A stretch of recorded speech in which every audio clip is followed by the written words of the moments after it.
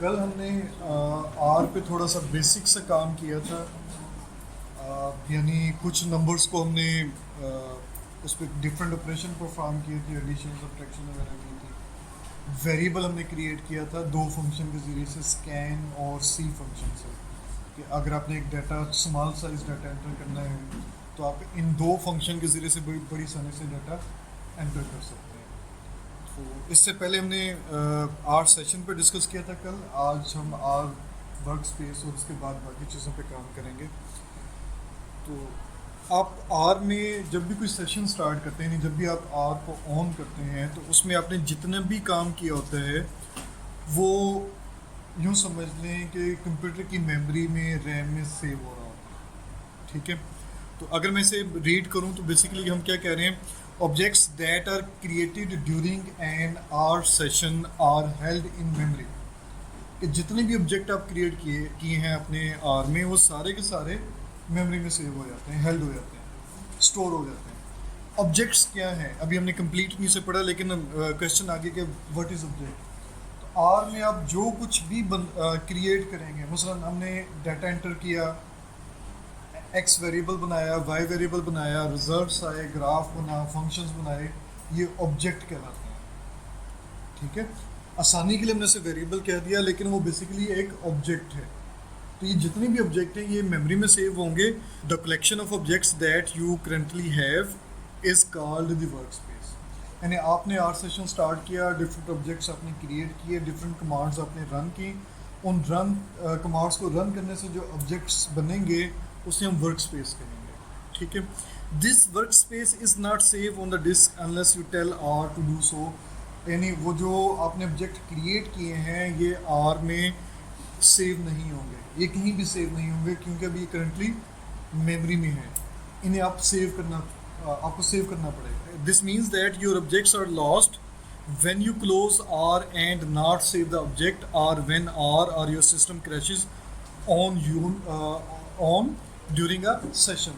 यानी किसी भी वजह से आपका सिस्टम बंद हो गया, आपने R को क्लोज कर दिया और सेव नहीं किया, देन इस सूरत में आपने जितना भी काम किया होगा, जितने भी ऑब्जेक्ट क्रिएट किए होंगे, वो सारे के सारे ज़ाया हो जाएंगे।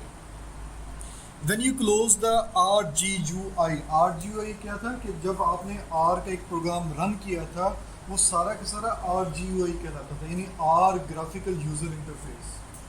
ठीक है, ये मैंने R का प्रोग्राम रन किया, इसके टॉप पे अगर आप पढ़ें तो यहाँ पे क्या लिखा हुआ है, RGUI, R graphical user interface. यानी इस RGUI की बात हो रही है कि वर्क स्पेस में जब आप वर्क स्पेस कर रहा हूँ, जब RGUI आप क्लोज करते हैं या जब आप आर कंसोल विंडो के ज़रिए से सिस्टम को क्लोज करते हैं, the system will ask if you want to save the work space image. यानी जब आप इस प्रोग्राम को क्लोज करेंगे,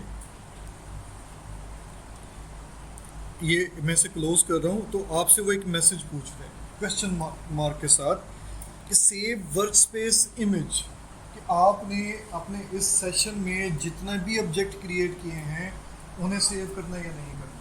उन्हें सेव करने का क्या मतलब होगा, ऑब्जेक्ट को सेव करने का क्या मतलब होगा कि एक वर्क स्पेस पे सेव हो जाएगी। ठीक है, तो अगर आप इसे नो कर देंगे तो सेव नहीं होंगे, यस करेंगे तो ये सेव हो जाएंगे। ठीक है, सेव होने से क्या फ़ायदा होगा और ना सेव होने से क्या नुकसान होगा, ये भी हम डिस्कस कर लें। If you select to save the workspace image, then all the object in your current R session are saved in a file .r data।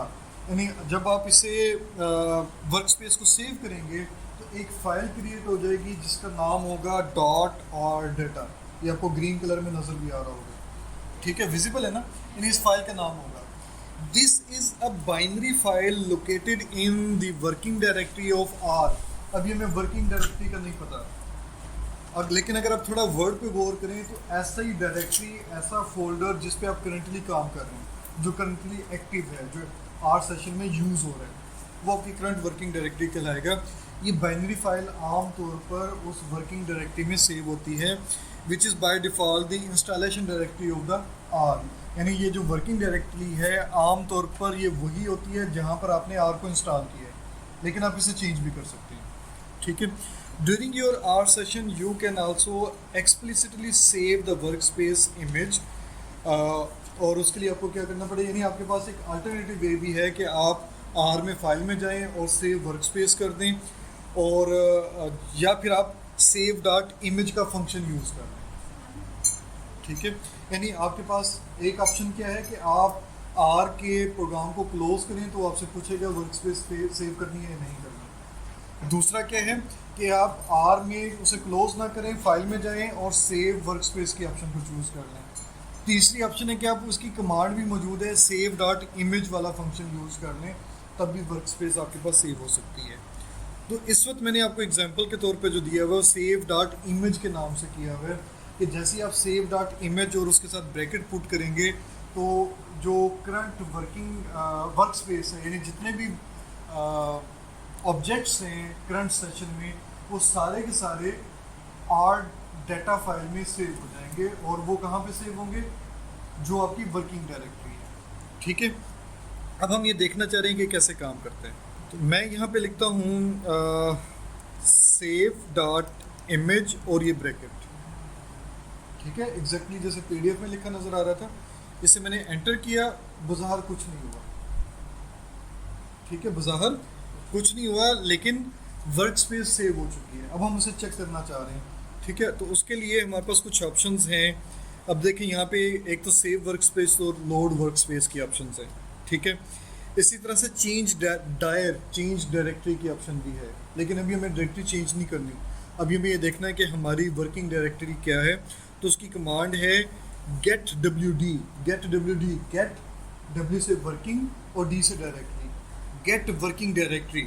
ठीक है, मैं अगर इसे यहाँ पे लिखता हूँ गेट WD और ब्रैकेट क्लोज, अब वो देखें आपको क्या बता रहा है कि ये जो फाइल सेव हुई है वो सी ड्राइव में यूजर्स के अंदर इमदाद और उसके अंदर डॉक्यूमेंट्स, वहाँ पर ये फाइल सेव हुई है। ठीक है, मैं इसे इनडायरेक्टली चेक करता हूँ, दूसरी तरह से चेक करता हूँ कि क्या ये फाइल मौजूद है।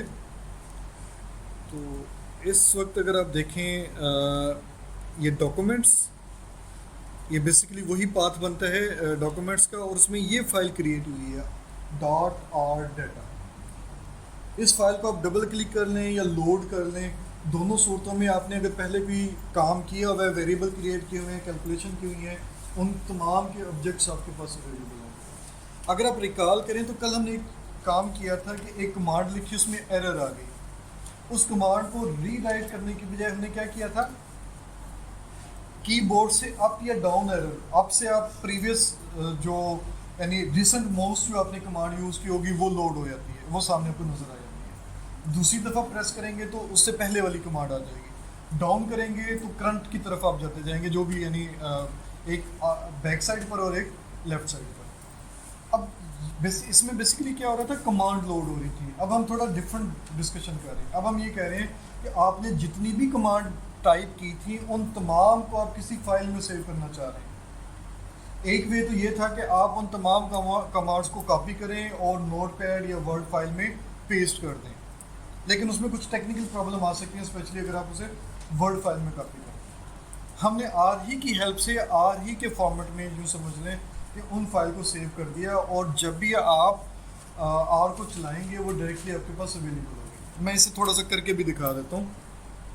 सपोज करें कि यहाँ पर हमने कमांड रन की, अभी एक एक्स हम क्रिएट कर लेते हैं और सपोज उसे हम कहते हैं C of 1 2 3 4 5।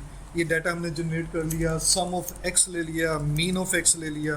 इस तरह से हमने डिफरेंट कमांड रन कर, और मैंने फिर एक कमांड भी रन की सेव डॉट इमेज और ये ब्रैकेट्स, यानी मैं वर्क स्पेस को सेव करना चाह रहा हूँ, मैंने इसे सेव भी कर लिया। इसमें प्लस साइन आ गया और इसमें एक एरर भी है, 0 लिखा गया मुझसे। ठीक है, तो उसने एरर मैसेज दे दिया कि जो फाइल है must be non empty string.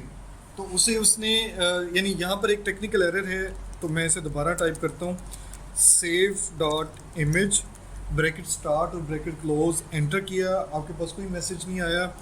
मैंने इसे क्लोज किया, उसने सेव वर्क स्पेस इमेज का कहा, मैं इसे यस भी कर देता हूँ। चलें, ये फाइल आपके पास देखें दोबारा क्रिएट होगी 12:16 पर, करंट टाइम के मुताबिक सेव होगी।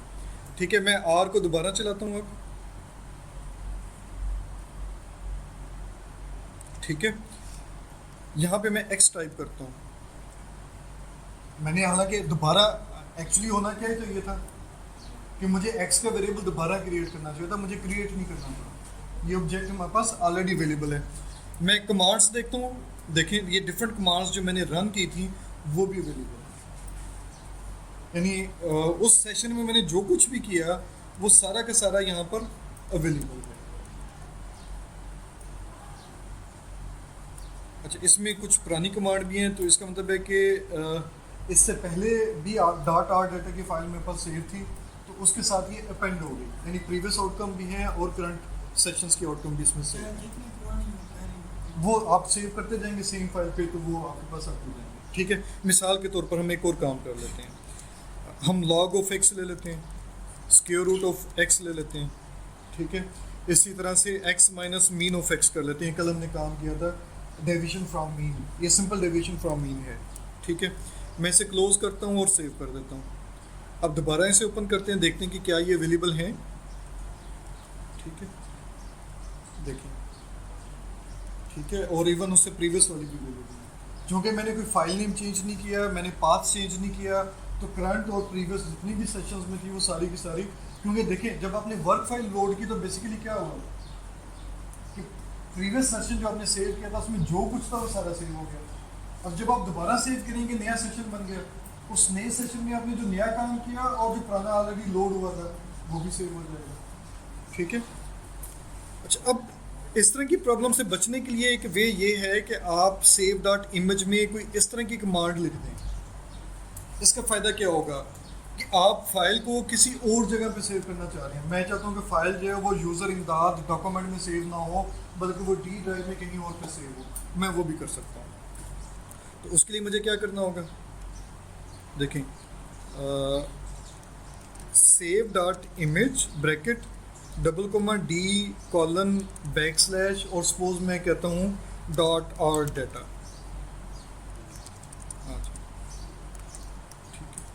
और मैंने एंटर कर दिया। अगर आपने इसे सही टाइप किया है तो कोई एरर मैसेज नहीं आएगा। और अगर हम इस वक्त डी ड्राइव पर जाएं,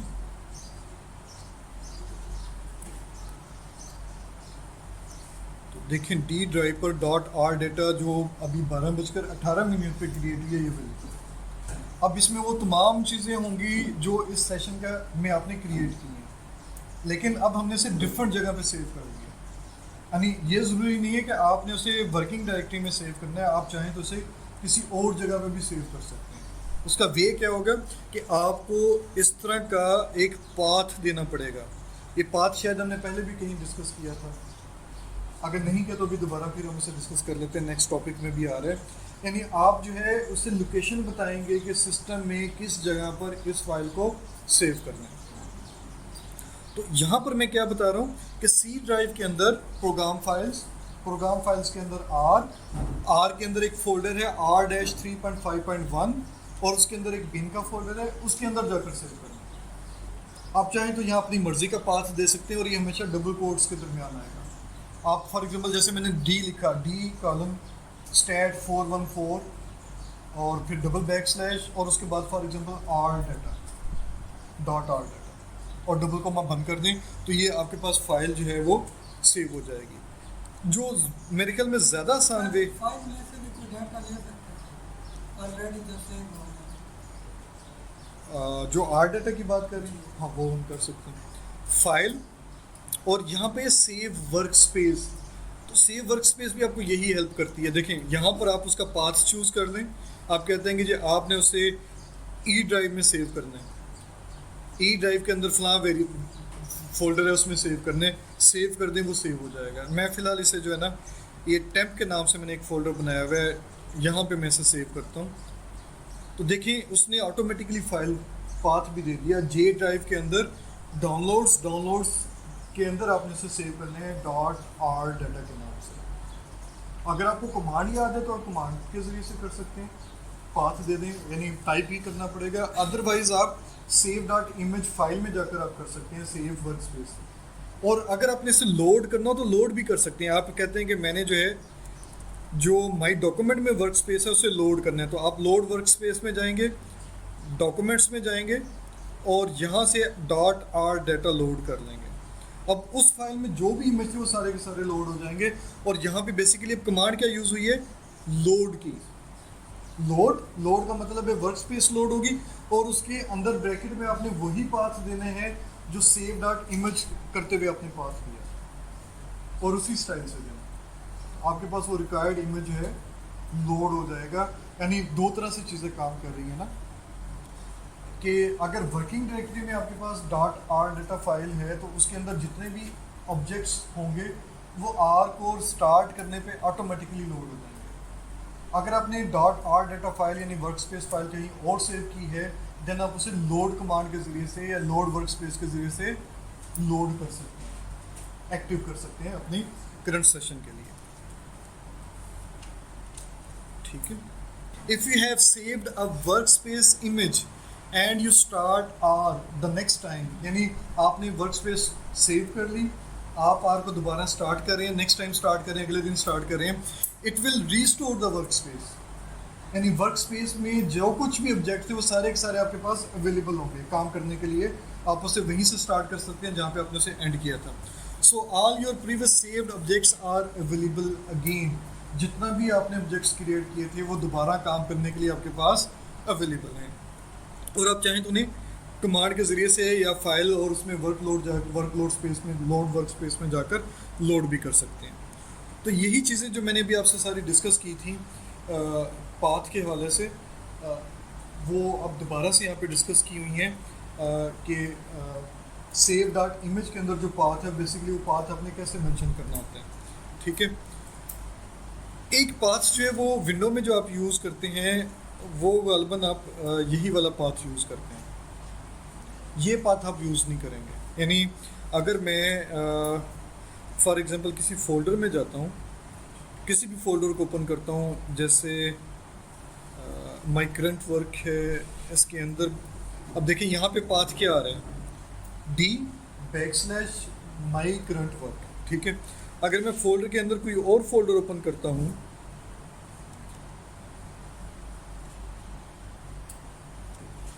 तो देखिए अब पाथ क्या आ रहे हैं, D:\my work/my own work/computing services।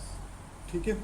ये विंडो वाला पाथ है, लेकिन जब ये पाथ आप यूज़ करेंगे तो आर जो वो कंफ्यूज हो जाएगी। क्यों कंफ्यूज होगी कि ये जो बैकस्लैश वाला करेक्टर है ये एस्केप सीक्वेंस एस्केप करेक्टर कहलाता है, जो कि एज ए कमांड यूज़ होता है लेटेक्स में। ठीक है। तो इसका बेस्ट वे क्या है कि या तो आप डबल बैकस्लैश यूज़ करें या फिर आप फॉरवर्ड स्लैश यूज़ करें। यानी जब भी आपने किसी फाइल को स्टोर करना है या लोड करना है और उसका आप पाथ देना चाह रहे हैं तो आप डबल बैकस्लैश यूज़ करें हर फोल्डर या डायरेक्टरी के लिए, या फिर फॉरवर्ड स्लैश यूज़ करें। ठीक है। और इसमें अभी आप देखें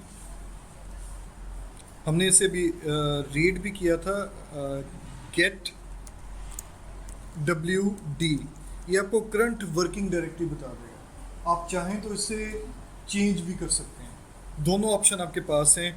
यहाँ पर चेंज ऑप्शन है, चेंज डायरेक्टरी, या set WD set working directory, ये कमांड भी आप यूज़ कर सकते हैं। सपोज मैं कहता हूँ कि मेरी जो वर्किंग डायरेक्टरी है, मैं जो कुछ भी काम करूँ वो टेम्प के अंदर डाउनलोड में आर वर्क के नाम से फोल्डर में सेव हो। मैंने मेक न्यू फोल्डर करके एक फोल्डर क्रिएट कर लिया, कहाँ पर, डाउनलोड्स के अंदर, टेम्प में डाउनलोड के अंदर। ऐसे मैंने ओके किया तो ये आपके पास पाथ चेंज हो चुका है। मैं यहाँ पे गेट WD करता हूँ तो देखिए अब मेरी वर्किंग डायरेक्टरी चेंज हो गई है। अब मैं वर्क स्पेस सेव करूँगा तो बाय डिफ़ॉल्ट वो यहीं पे सेव होगी जब तक मैं पाथ चेंज नहीं करूँगा। यानी मैं सिर्फ सेव डॉट इमेज और ब्रैकेट पुट कर दूँ तो ये जे में टेम्प यानी जे ड्राइव के अंदर डाउनलोड्स में जाकर सेव होगा। अगर मैं चाहता हूँ कि ये यहाँ पे सेव ना हो तो फिर मुझे पाथ देना पड़ेगा। ठीक है। तो इसी तरह से एक और कमांड है जो यूज़फुल है, वो है ls लिस्ट।